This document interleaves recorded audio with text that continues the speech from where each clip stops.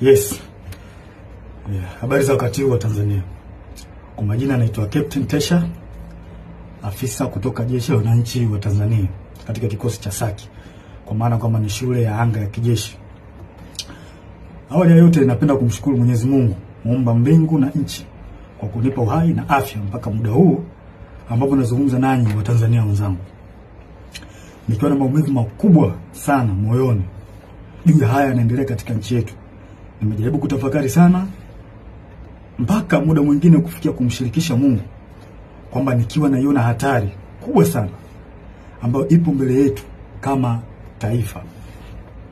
Haikuwa rahisi hata kidogo kwangu mpaka leo hii Watanzania kuniona nikiwa mbele yenu naongea haya mambo. Haikuwa rahisi kwa sababu nazijua taratibu zetu za kijeshi jinsi zilivyokuwa ngumu, hasa kwa mambo kama haya.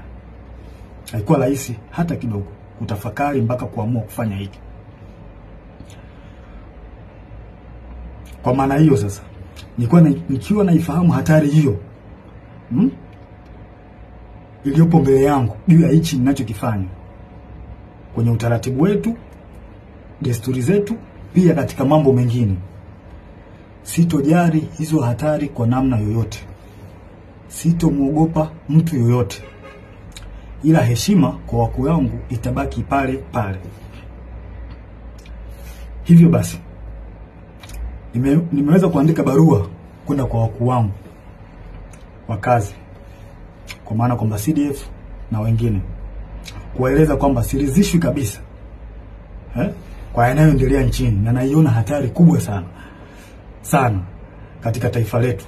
Hivyo basi ni vema kama jeshi kuchukua hatua haraka sana kabla hatujachelewa, kwa kuwa imani pekee iliyobaki kwa Tanzania ni jeshi lao. Japo muda mwingine wanasiasa wanajaribu kuliingiza jeshi letu kwenye mambo ya siasa, kulitumia ili waweze kufanikisha mambo yao, lakini tumebaki kuwa imara na bado tunaendelea kuaminika na Watanzania. Hivyo basi, kwa kuona hilo na kuona hali ambayo ipo kwa sasa, sehemu pekee na imani pekee ya Watanzania ni kwenye jeshi lao.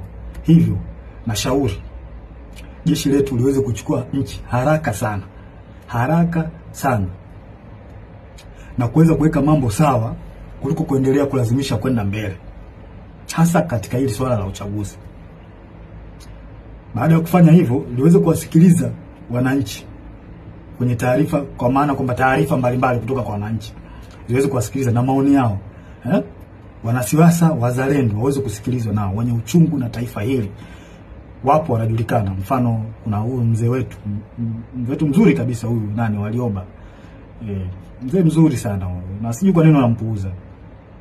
Kuna huyu Humphrey Polepole, kuna mzee Butiku, kuna majaji wazuri, mfano huyu Jaji Robert Makaramba na wengine wengi. Pia viongozi wa dini, makundi haki za binadamu, viongozi wa stafu wazalendo, kwa sababu kuna viongozi wa stafu wengine sio wazalendo. Wanaharakati wazalendo wanaoisaidia taifa kwa kuibua mambo mbalimbali, mfano mambo ya ufisadi, matumizi mabaya na madaraka, na kuibua mambo mengine ambayo yanaisaidia jamii kwa namna moja au nyingine kuweza kutatua kero mbalimbali za kijamii. Kama sasa tukipuuzia hili, basi tusije kuepuka lawama pindi mambo yatapokuwa mabaya. Yaani tusije kuepuka lawama kabisa kama tukipuuzia kufanya hivyo.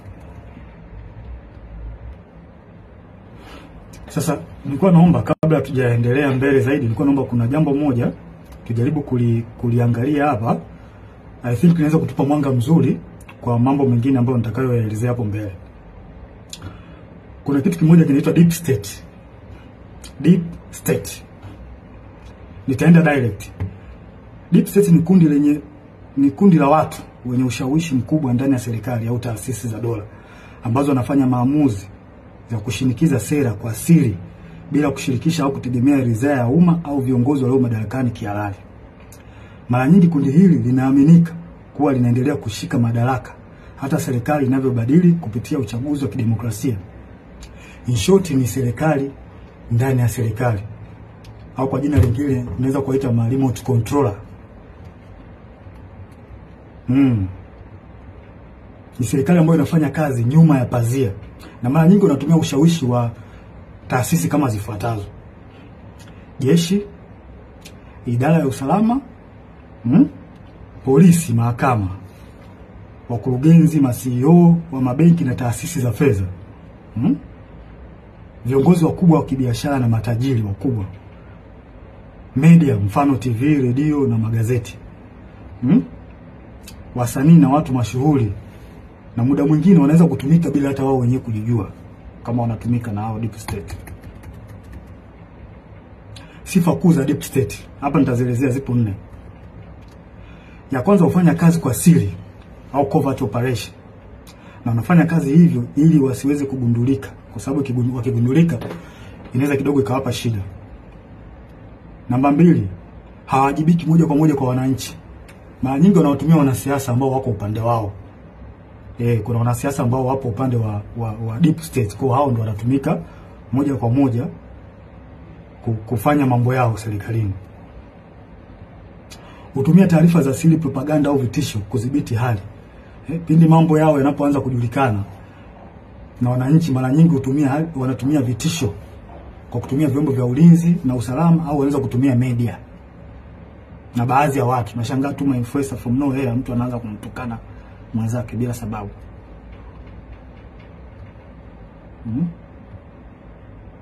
Na wanaweza kumpinga au kumuondoa kiongozi aliyechaguliwa kama hawakubaliani naye.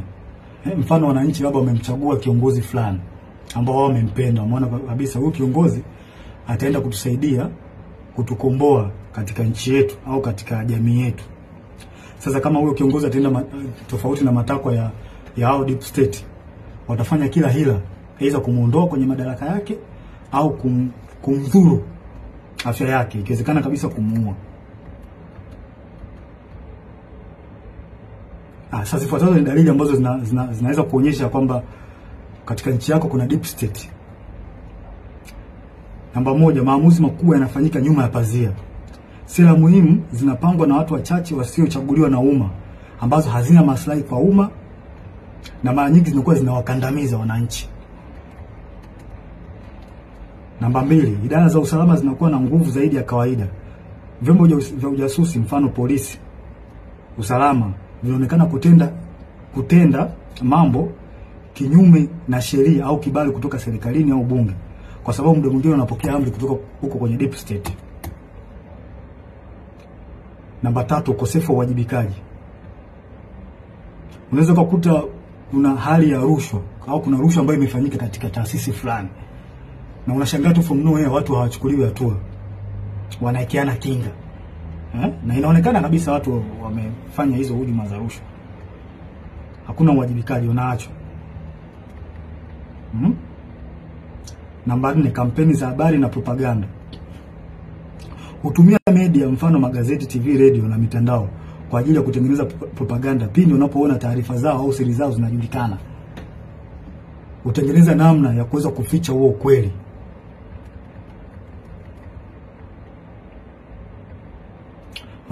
Namba 5, maslahi ya kiuchumi na kiusalama. Watu wachache sana, mfano wafanyabiashara wakubwa, familia za kitajiri na taasisi za fedha, wanashirikiana moja kwa moja na maafisa wa usalama au jeshi. Yaani wanakuwa kitu kimoja, wanatengeneza bondi. Na pia mikopo au tenda au mikataba ya kitaifa ambayo ina faida, wanapeana wao kwa wao. Wanapeana maslahi wenyewe kwa wenyewe. Si watu wazuri hao. Namba 6, kukandamizwa kwa wakosoaji au whistleblowers. Wapiga filimbi au waandishi wa habari za kichunguzi mara nyingi wanakandamizwa, ikiwezekana kuuliwa au kudhuriwa pindi wanapotoa habari zao, pindi wanapofichuliwa.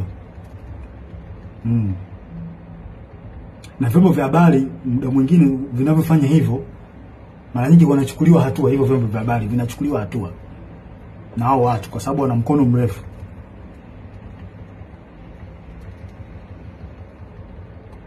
Si watu wazuri hao.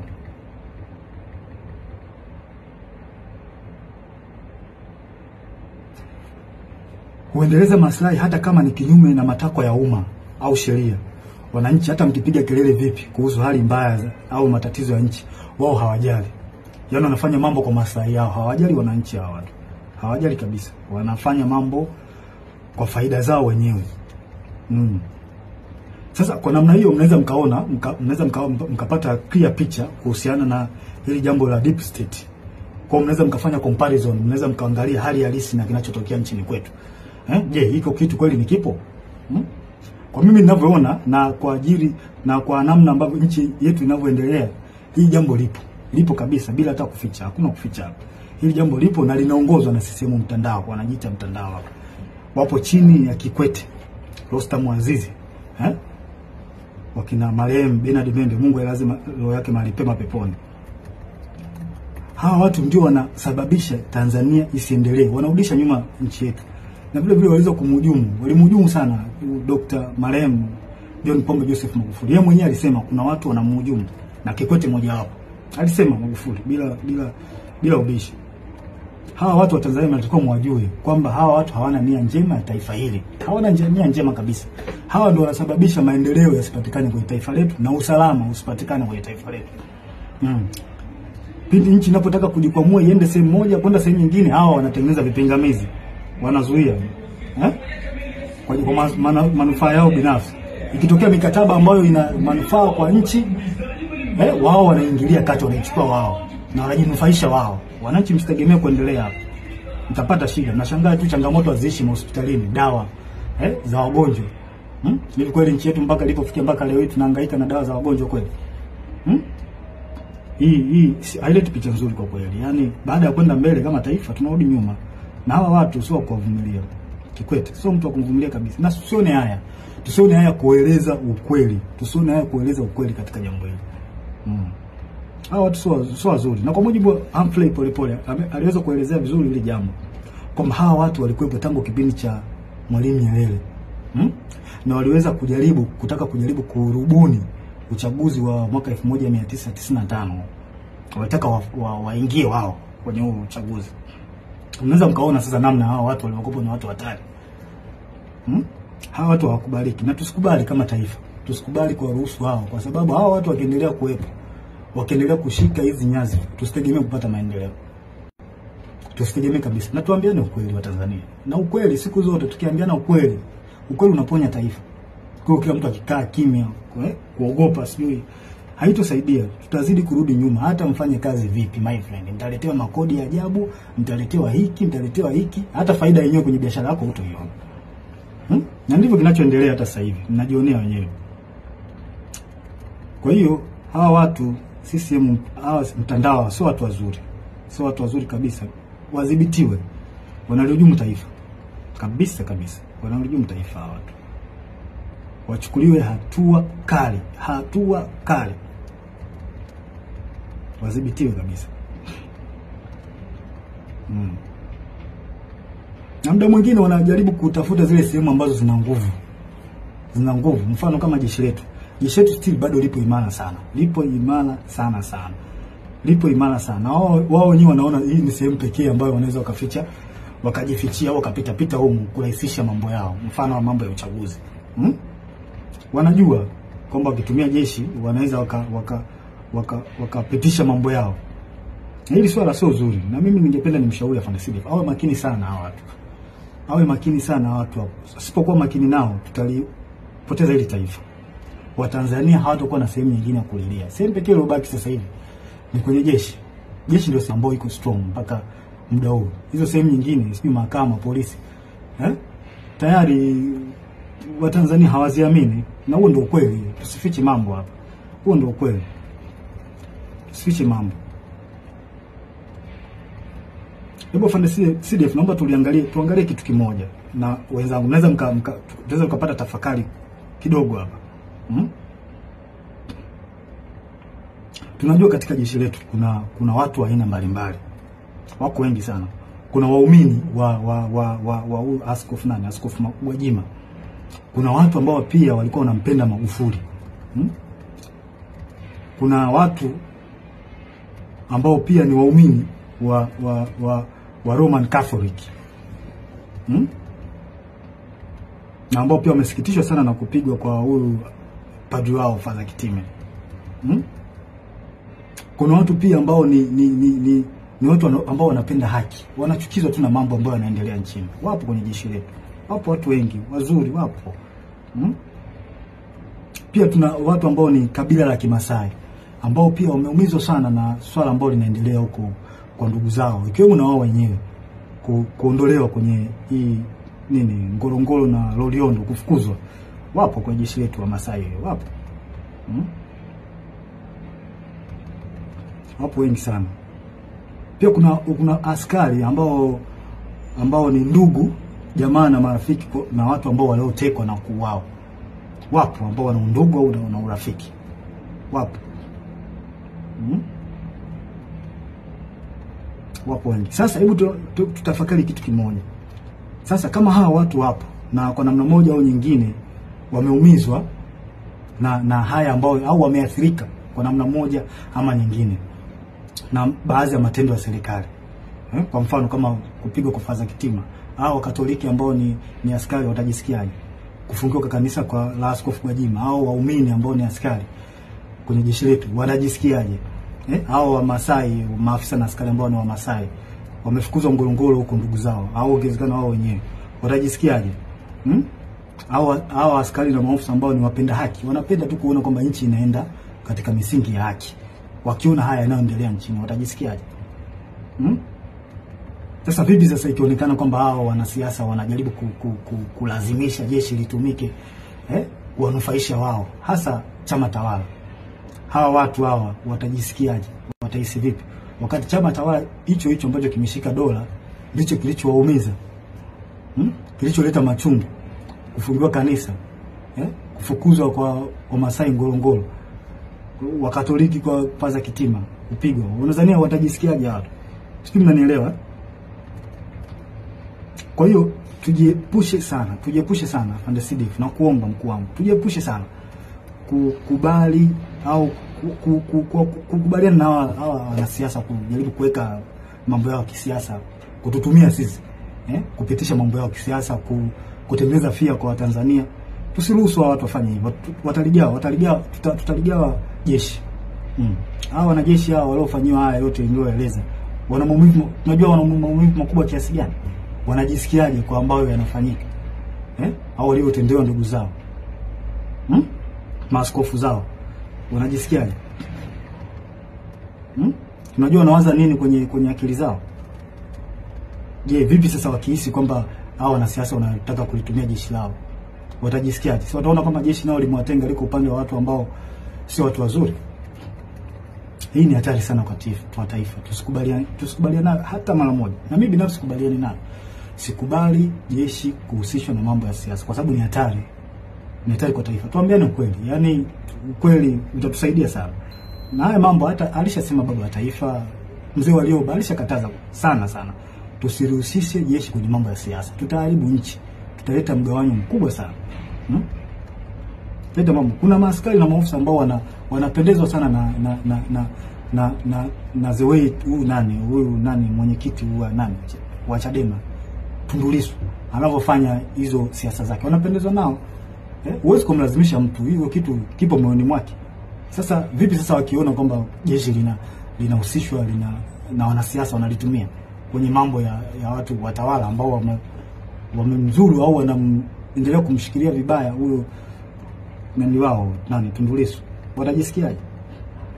Tunatengeneza bomu ambalo linaweza kuja kutulipukia baadaye tukashindwa kulidhibiti.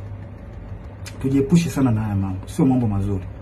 Sio mambo mazuri kabisa. Yanahatarisha taifa letu kwa kweli. Tusiweze kuyavumilia kabisa. Tuwe wawazi kuyaongea. Sasa huu ni ushauri wangu. Kwanza tusidanganye kwamba wananchi hawajui kinachoendelea. Hilo swali inabidi tulitoe kabisa akilini mwetu, kwamba wananchi hawajui wananchi wanajua vizuri kinachoendelea. Tusijidanganye kwa hili. Kwanza nashauri kitu cha kwanza, jeshi lichukue nchi na kufanya mambo yafuatayo. Jeshi lichukue nchi na kufanya mambo yafuatayo. Tuzuie uchaguzi. Afande Sidif, na kushauri zuia uchaguzi. Huu uchaguzi una mtego mkubwa sana.